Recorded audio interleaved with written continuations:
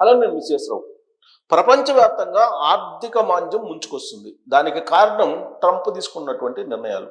America అధ్యక్షుడు Trump ఎప్పుడైతే import డ్యూటీస్ని పెంచారో అప్పటి నుంచి ఆయా దేశాలతోటి అమెరికాకి సంబంధాలు తీరిపోతూ ఉన్నాయి. ఫలితంగా అమెరికాలో ద్రవ్యోల్బణం పెరిగిపోతుంది, అలాగే నిరుద్యోగం పెరిగిపోతుంది.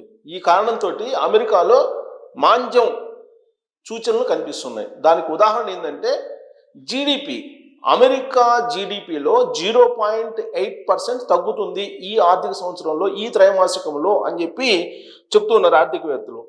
వాళ్ళది యాక్చువల్గా జీడిపిలో 0.8 తగ్గుతుందని అంటే వాళ్ళు ఇప్పటికే ఆందోళన చెందుతున్నారు. 0.8 తగ్గుతుందని జీడిపిలో, యాక్చువల్ జీడిపి కన్నా 0.8 తగ్గుతుందని చెప్పి ఎక్స్పెక్ట్ చేస్తున్నారు. అలాగే ద్రవ్యోల్బణం. ఈ ద్రవ్యోల్బణం పెరిగిన కారణంగా అక్కడ ఉండేటువంటి వాళ్ళ మీద దాదాపుగా నెలకి $2,000 అదనంగా భారం పడుతుందని చెప్పి లెక్కేస్తున్నారు. అక్కడ ఉన్నటువంటి పౌరులు ఇవన్నీ భరాయించాల్సి వస్తుంది.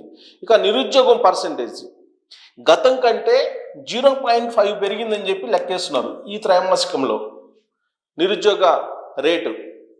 సో ఈ జీడిపి తగ్గిపోవడం, 0.8% తగ్గిపోవడం జీడిపి, అలాగే 0.5% నిరుద్యోగత పెరగటం, ద్రవ్యోల్బణం అదుపు తప్పటం, ఇవన్నీ కూడా అమెరికా ఆర్థిక మాంద్యానికి సూచనలుగా కనిపిస్తున్నాయి. దీంతో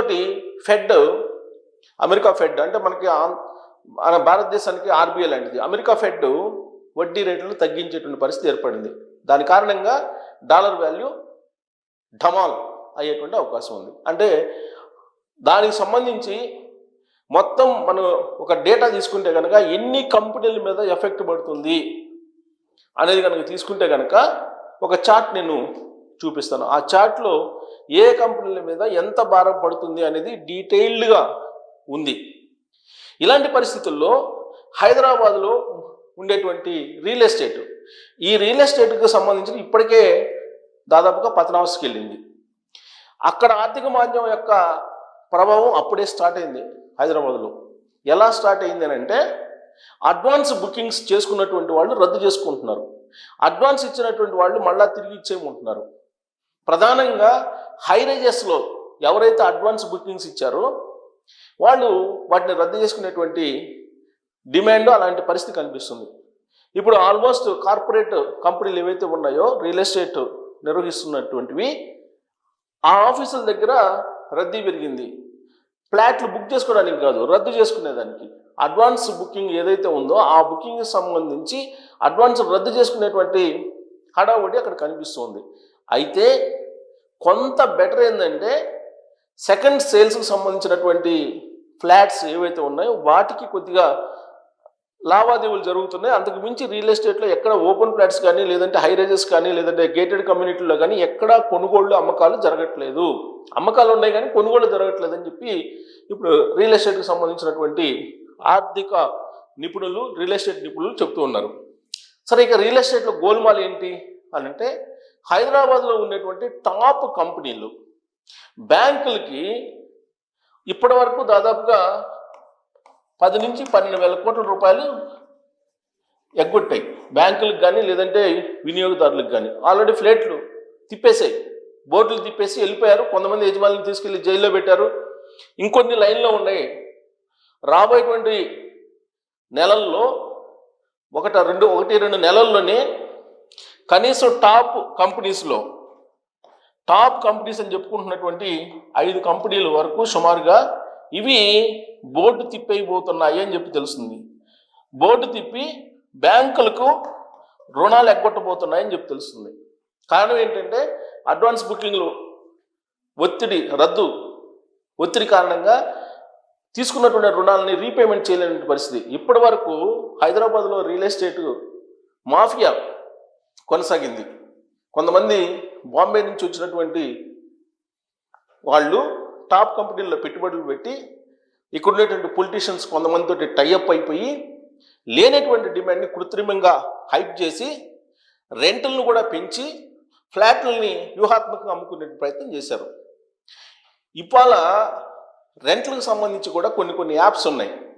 నో బ్రోకర్ అని అట్లా రకరకాల యాప్స్ ఉన్నాయి. ఈ యాప్స్లకు జొరబడి వాళ్ళే బ్లాక్ చేసేసి రెంట్లను పెంచుతున్నారు. డబుల్ బెడ్రూమ్కి 20,000, త్రిబుల్ బెడ్రూమ్కి 25,000 ఇలా పెంచేస్తున్నారు. ఆ 20,000, 25,000 ఏంటో ఈఎంఐలే కట్టుకుందాం అనే ఉద్దేశంతో ఫ్లాట్ కొనుగోలు చేసే మైండ్ సెట్కి ప్రజలు తీసుకెళ్లారు ఆ మాఫియా. దాంతో ఇప్పటి వరకు కొనుగోళ్లు జరిగాయి కొంత మేరకు. కానీ ఇప్పుడున్నటువంటి ఆర్థిక పరిస్థితులు పతనం కావడంతో ఇంకొక వైపు కంపెనీలు, కార్పొరేట్ కంపెనీలు దాదాపుగా ఇప్పటి వరకు ఐటీ ఉద్యోగులు, ప్రధానంగా ఐటీ రంగం మీద రియల్ ఎస్టేట్ ఆధారపడి ఉంది, 40,000 మంది ఉద్యోగుల్ని తీసేశారని చెప్పి తెలుస్తుంది. 40,000 మంది ఉద్యోగుల్ని గత 4-5 నెలల నుంచి. హైదరాబాద్ ఒక్కచోటే 13 లక్షల మంది ఐటీ ఎంప్లాయీస్ ఉన్నారు సుమారుగా. వీళ్ళల్లో 40-50%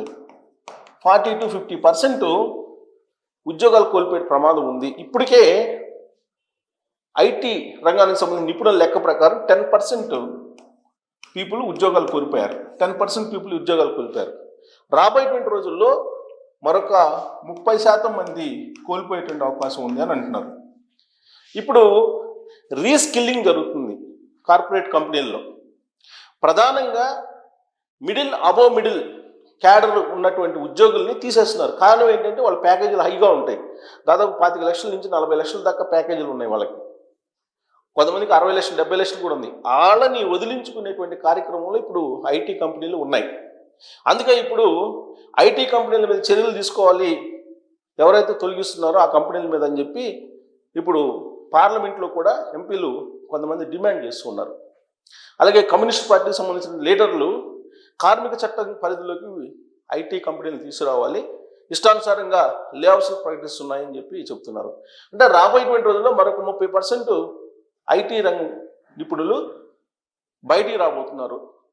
ఉద్యోగాలని వదులుకొని రావాల్సిన పరిస్థితి ఏర్పడుతుంది. అంటే సుమారుగా 13 లక్షల మంది నీకు హైదరాబాద్లో ఐటీ ఉద్యోగులు ఉంటే ఈ 13 లక్షల్లో కనీసం 7 లక్షల మంది ఉద్యోగాలు పోయే అవకాశం ఉంది. టోటల్గా 7 లక్షల మందికి సంబంధించి ఉద్యోగాలు పోయేటువంటి అవకాశం ఉంది. అంటే ఆల్మోస్ట్ 40-50% పోతుందంటే 7 లక్షలు పోతే ఇంకా ఒక 6 లక్షల మంది, 7 లక్షల మంది ఉంటారు. వాళ్ళు కూడా తక్కువ జీతాలు ఉండేటువంటి వాళ్ళు కాబట్టి వాళ్ళు కొనేటువంటి పరిస్థితి ఉండదు. ఇది రియల్ ఎస్టేట్లో ఫ్లాట్లు కొనటం కానీ, విల్లాలు కొనటం కానీ, హైరేజెస్ కొనటం కానీ 2-3 కోట్లు, 5 కోట్లు, 7 కోట్లు, 10 కోట్లు పెట్టుకునేటువంటి వాళ్ళు ఉండేటువంటి అవకాశం లేదు. దీనికి తగ్గట్టు మూలిగా నెక్క మీద తాటికాయ పడ్డట్టు ఐటీ రంగం తర్వాత హైదరాబాదు రియల్ ఎస్టేట్ ఆధారపడినటువంటి రంగం ఫార్మా రంగం.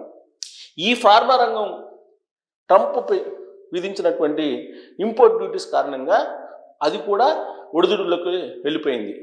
దాంట్లో కూడా ఎంప్లాయ్మెంట్ పోయేటువంటి అవకాశం ఉందని చెప్పి చెప్తూ ఉన్నారు. ఇది కాకుండా అనేక కంపెనీలు లిస్ట్ ఉంది. ఆ కంపెనీల మీద విపరీతమైన ప్రభావం పడేటువంటి అవకాశం ఉందని చెప్తున్నారు. ఆ కంపెనీలు ఏంటి అనేది నేను మీకు చూపించేటువంటి ప్రయత్నం చేస్తాను. సో ఇప్పుడు రియల్ ఎస్టేట్ గోల్మాల వ్యవహారం నడుస్తుంది. ఎలా నడుస్తుంది? ఇప్పుడు ఎవరైతే అడ్వాన్స్ బుకింగ్ అడుగుతున్నారో వాళ్ళకి ఆ బుకింగ్ అడ్వాన్స్ వెనక్కి ఇవ్వట్లేదు. దాంతో గొడవలు అవుతున్నాయి. రద్దు చేసి మా అడ్వాన్స్ మాకు ఇవ్వండి, మీరు కట్ చేసుకొని అని చెప్పి అడుగుతున్నారు, అది ఇవ్వట్లేదు.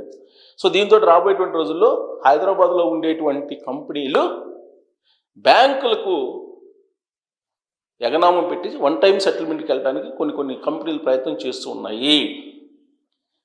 ఇప్పుడు అసలైనటువంటి ఛాలెంజ్ రియల్ ఎస్టేట్కి ఉంది హైదరాబాద్లో. ఇప్పటి వరకు గ్యాంబ్లింగ్ చేశారు.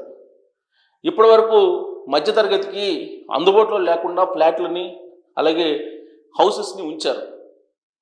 దాని కారణంగానే ఈ డిజాస్టర్. మామూలుగా అయితే హైదరాబాద్లో ఇంత స్థాయిలో హైప్ కావాల్సిన అవసరం కూడా లేదు, కానీ హైప్ చేశారు.